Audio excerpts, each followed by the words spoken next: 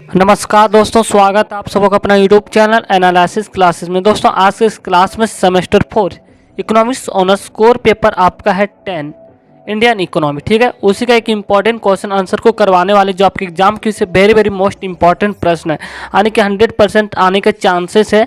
आपका जो क्वेश्चन है, भारत में गरीबी के क्या कारण है, इस समस्या को कैसे सुलझाया जा सकता है, जो आपके एग्जाम के से वेरी मोस्ट इंपॉर्टेंट प्रश्न, चाहे आप विनोबा भावे यूनिवर्सिटी से हो या BBMKU किसी भी यूनिवर्सिटी से हो। तो चलिए देखते हैं आंसर। बिल्कुल सरल शब्दों में है, यानी कि गरीबी के कारण सबसे पहले जानेंगे। सबसे पहले गरीबी को समझेंगे, इसके बाद के कारण को पॉइंट वाइज समझेंगे और इसके समस्या को कैसे सुलझाया जा सकता है। तो मेरे साथ लास्ट तक बने रहिएगा।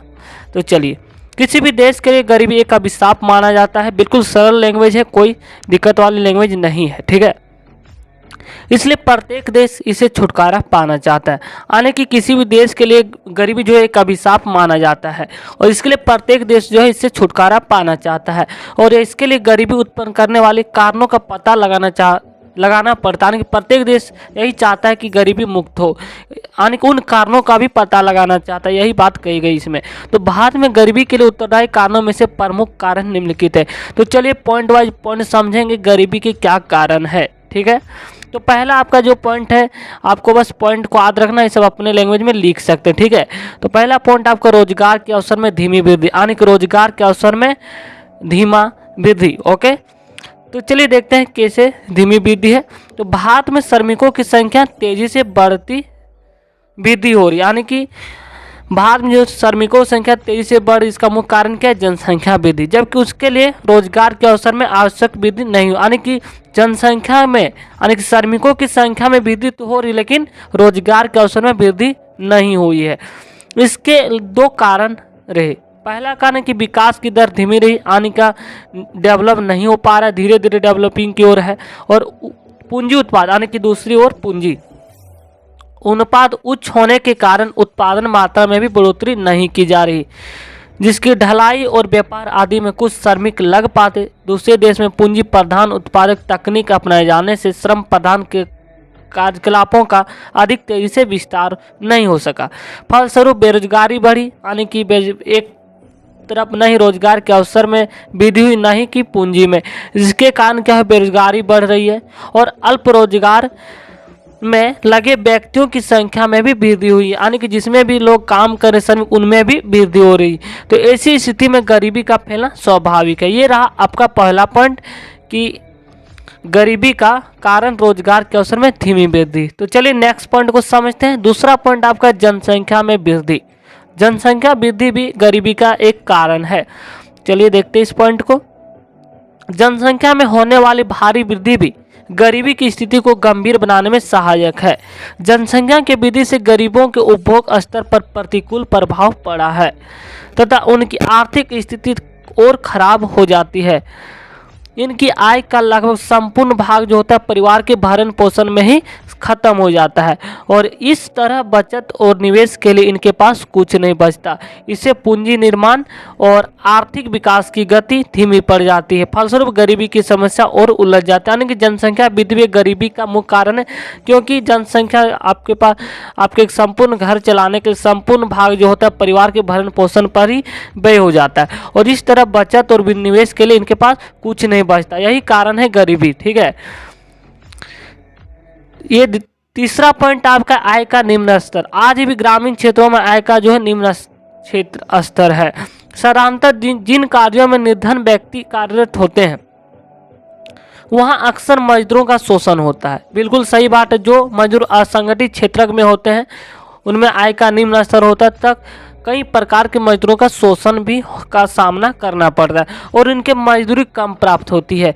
ऐसी विशेष रूप से अर्थव्यवस्था के असंगठित क्षेत्र में होते हैं। ठीक है, जैसे खेती हो गया, लघु उद्योग, छोटे छोटे उद्योग में भी तरह तरह का शोषण किया जा रहा है इत्यादि। ये सभी जो इन क्षेत्रों में श्रमिक संघ के रूप में संगठित नहीं है, इस कारण मालिक मजदूरी का शोषण करने और कम मजदूरी देने का सफल हो जाता है, क्योंकि उसको कम पर ही मजदूरी मिल जाता है। तो यहाँ आपका मजदूरी का जो रेट है वो तय क्यों बढ़ाएगा? क्योंकि श्रमिक बहुत है, तो ये तो यहाँ पर भी कहीं ना कहीं श्रमिकों का शोषण का होने का सामना करना पड़ता है। ठीक है, चौथा कारण आपका है सामाजिक कारण, भी एक गरीबी का मुख्य कारण माना जाता है। चलिए समझते हैं क्या है।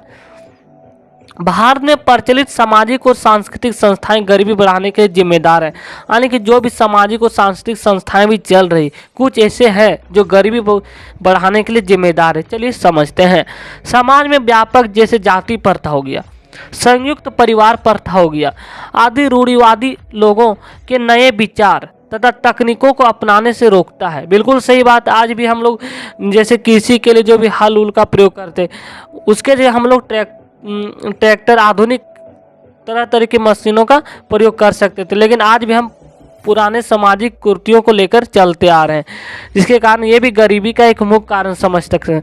जैसे तकनीकों को अपनाने से रोकता है। ठीक है, सामाजिक उत्तरदायित्व निभाने और झूठी प्रतिष्ठा को प्राप्त करने हेतु लोग फिजूल खर्ची करते हैं और निर्धन बने रहते हैं। तो यही कारण है कि सामाजिक कारण भी गरीबी का मुख्य कारण माना जाता है, क्योंकि आज भी हम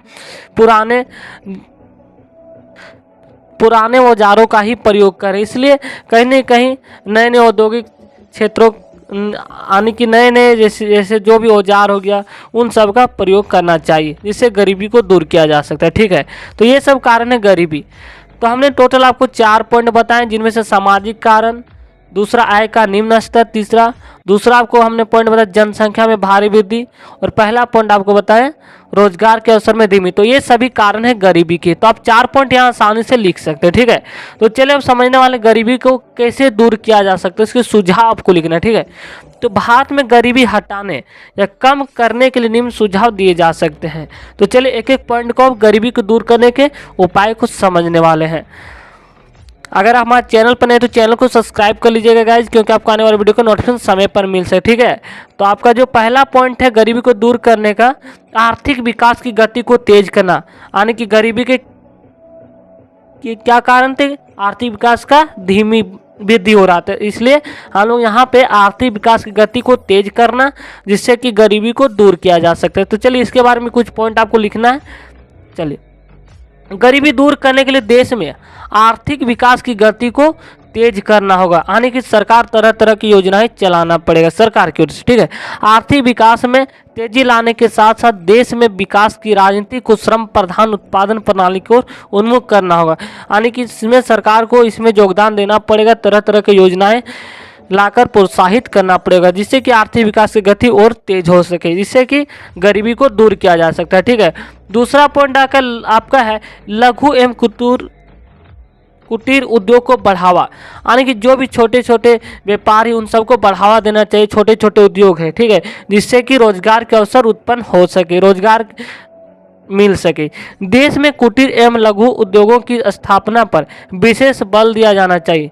ये उद्योग कम पूंजी से अधिक व्यक्तियों को रोजगार देने में समर्थ होते हैं, यानी कि लघु एवं जो कुटीर उद्योग होते हैं उनको एक विशेष प्रकार का बल दिया जाना चाहिए, जैसे पूंजी, तरह तरह की चीज़ें, जिससे क्या होता है ये उद्योग कम पूंजी से अधिक व्यक्तियों को रोजगार देने में समर्थ हो सके, इसलिए। ठीक है, तो तीसरा पॉइंट है कृषि विकास, यानी कि कृषि विकास पर भी जोर देना चाहिए, जिससे कि गरीबी को दूर किया जा सके।